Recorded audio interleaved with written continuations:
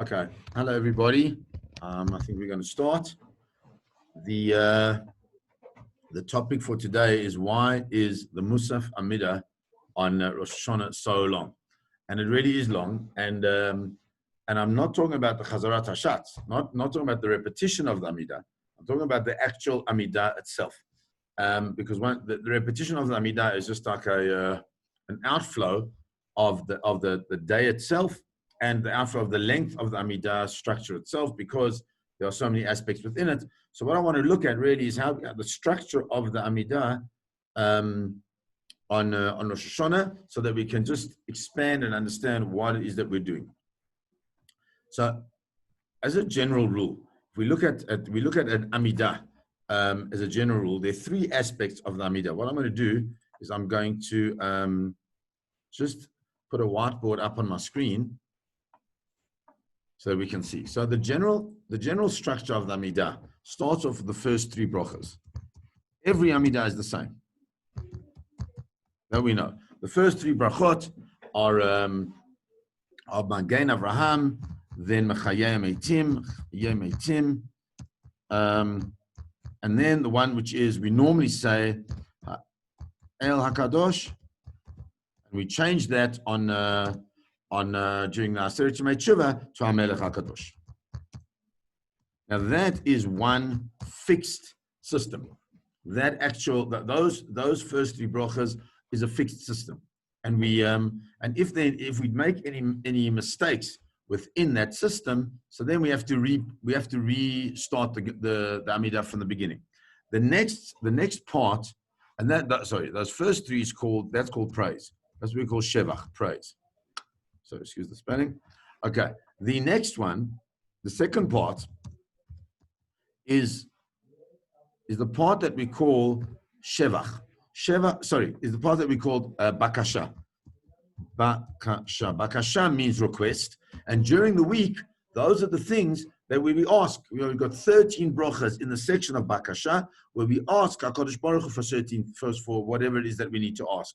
But on a Yontif and on a Shabbos, that Bakasha, which is request, changes into the concept called Kedushat Hayom, which means the sanctity of the day.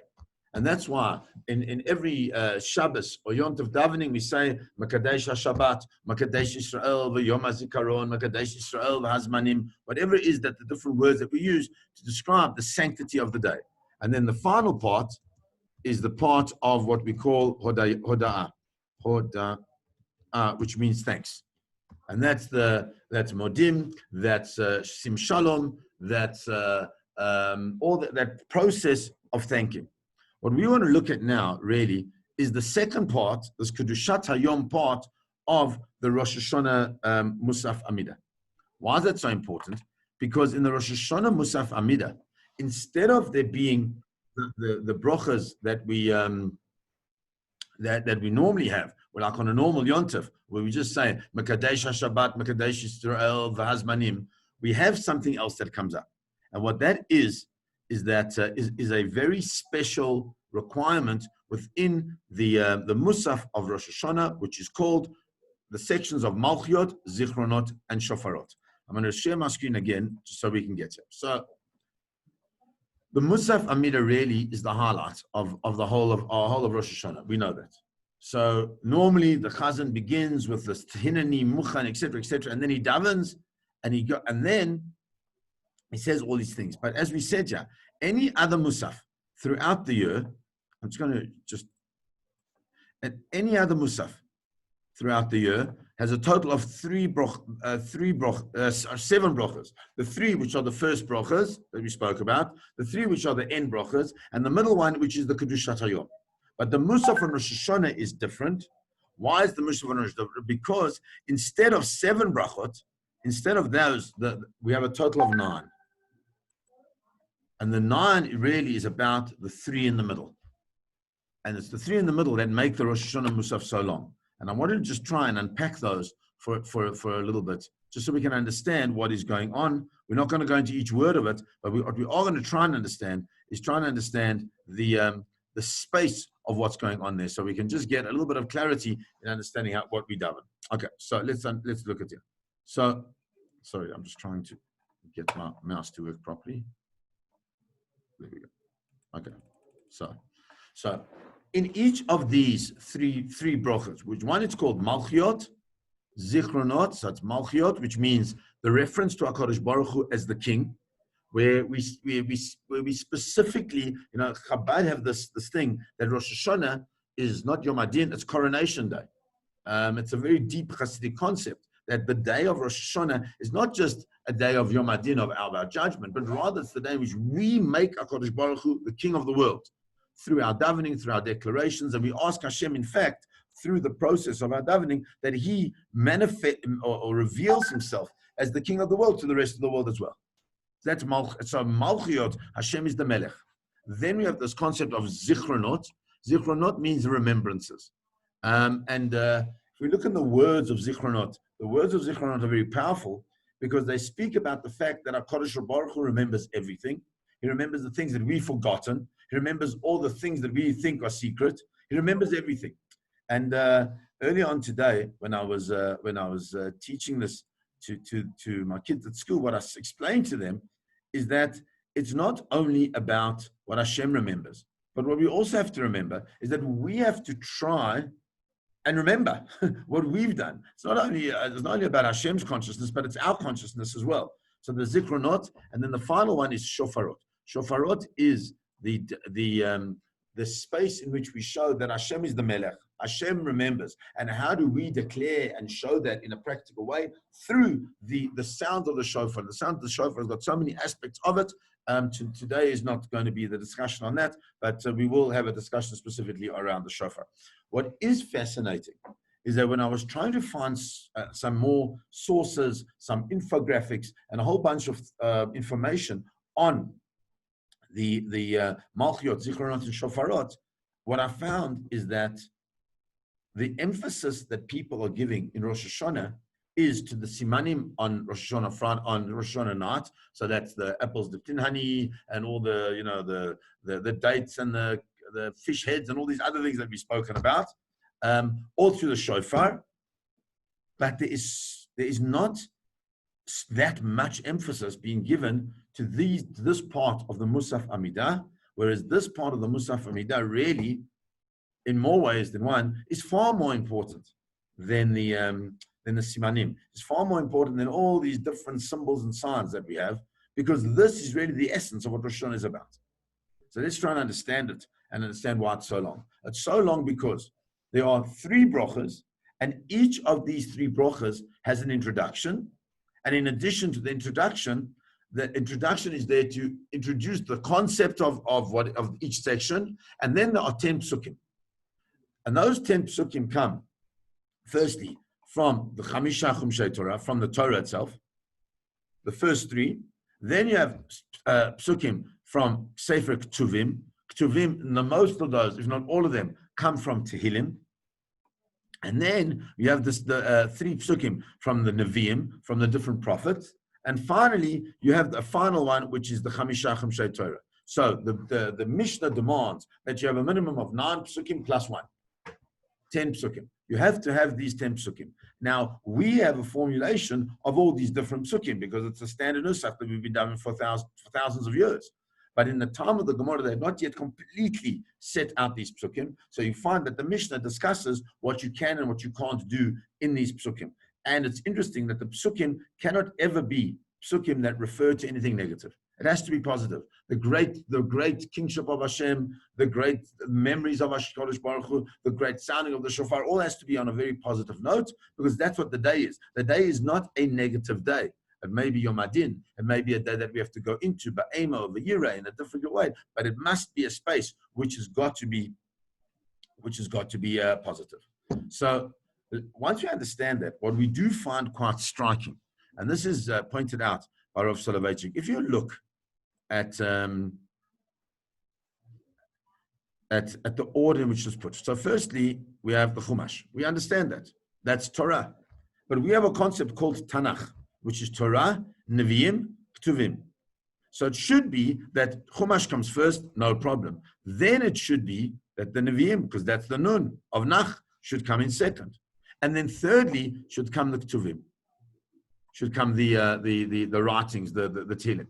So why is it that Chazal, our sages, chose when they put up the formulation of the Rosh Hashanah Musaph, which became the Musaph? It could have been done in Shachrit, but we put it into Musaph for numerous reasons. Number one, we blow the shofar. Why do we blow the shofar in Musaph? We blow the shofar in Musaph because it also could be blown in Shachrit. Shofar has to be blown in the context of these three brachas. So it could have been done in Shachris, but we blow in Musaf because Chazal said very simply, you know what happens? People come late to shul. Can you imagine? People come late to shul, right?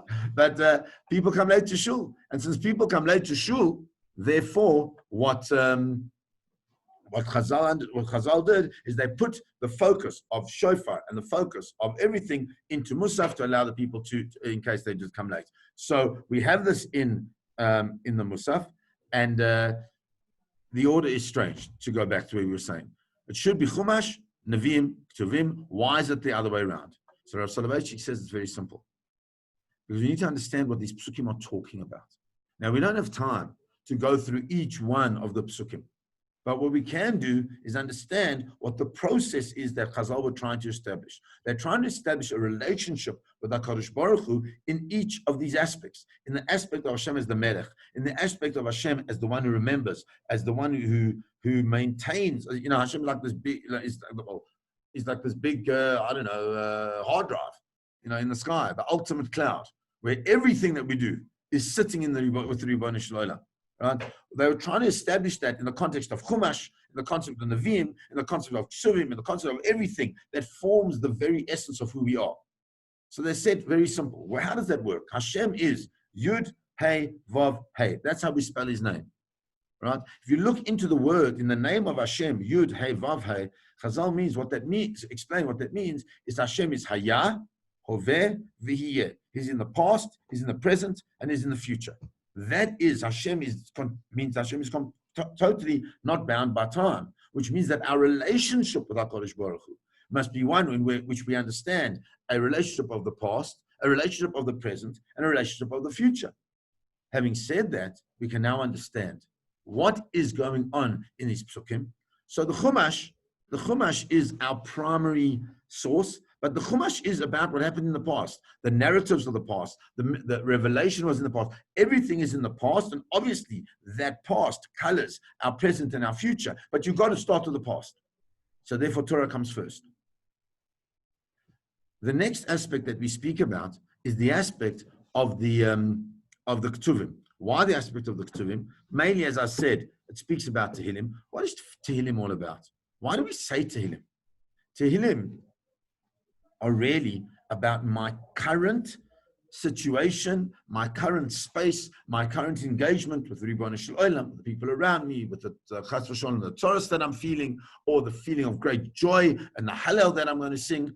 All of the different things. It's very much about the present. That's what Tehillim is about. So therefore, the Chumash is the past, Tehillim is the present, and the Nevi'im, by very definition, are the prophets. And so they're talking about the future, what's going to be, how things are going to be. Hashem will be the king on all the world. And so therefore, the structure of these brachas will be Chumash, Tehillim, and then the Nevi'im. Why? Because that's past, present, future. That is our relationship with HaKadosh Baruch Hu in a nutshell. We color everything by the past, but we live in the present. But we always have an eye on the future. Rav Soloveitchik has got a beautiful essay called Destiny and Causality.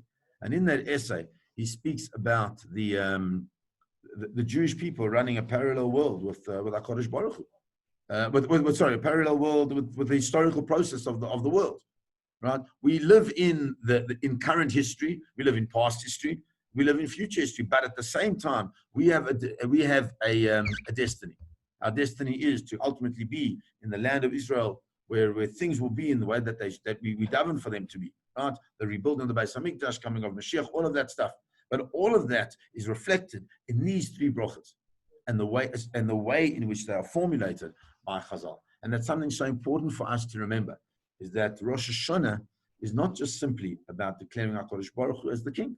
Rosh Hashanah really is about my relationship to Hashem at every point in time in my life. How do I determine what I'm going to do next in the things that I'm going to do? How do I determine that? Do you know how I determine that? I determine that by understanding my present situation in the context of the entire gamut of Torah, in the entire gamut of halakha. All of that is stuff from the past that enables me to determine how to deal with my present. But at the same time, Chazal tell us, that a person who is wise has eyes in his head, meaning he's able to see the consequences of his actions. And so that's why past, present, future is a focus for us on Rosh Hashanah. On Rosh Hashanah, we are going to be judged. On Rosh Hashanah, we are going to try and clean up that slate that we maybe like scribbled a little bit over in the past year. How do we do that? By having an eye on the past, by having an eye on the present, and having an eye on the future. And that's really what it's about. Bezrat Hashem, our Rosh Hashanah Musaph, which we've just spoken about very briefly, right?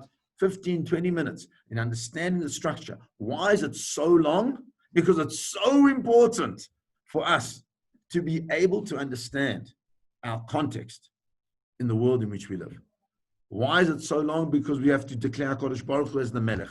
We have to see HaKadosh Baruch Hu as remembering our actions so that we remember to have a consciousness of our actions all the time.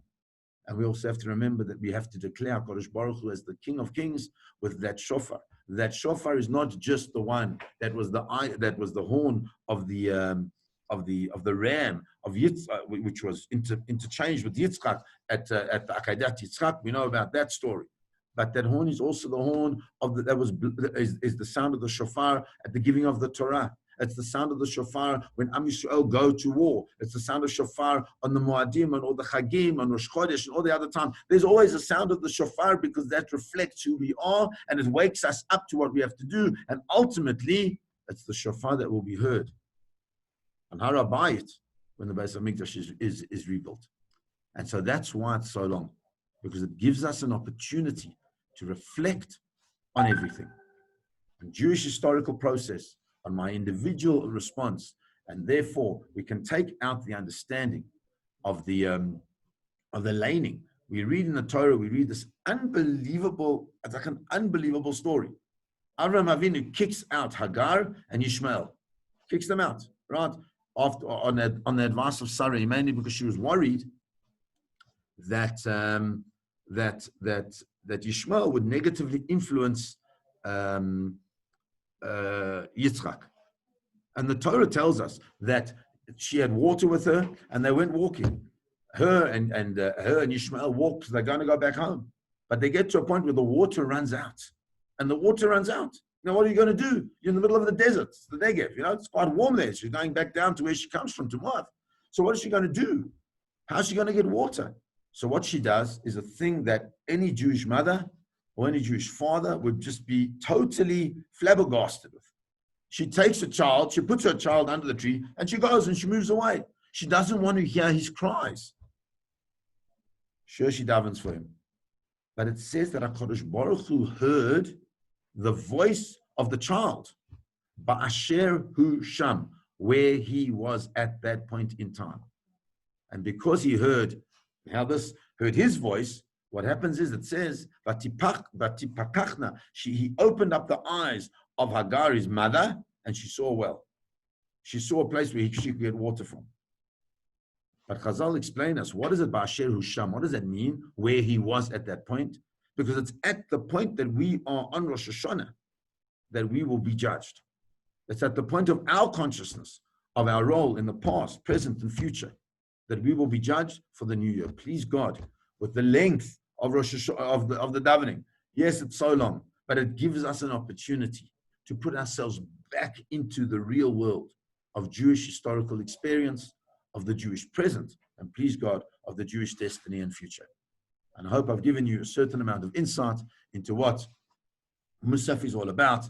There's so much more, and Be'ezrat Hashem will have opportunities to learn much more. Have a beautiful day, everybody. Thank you for joining me this morning.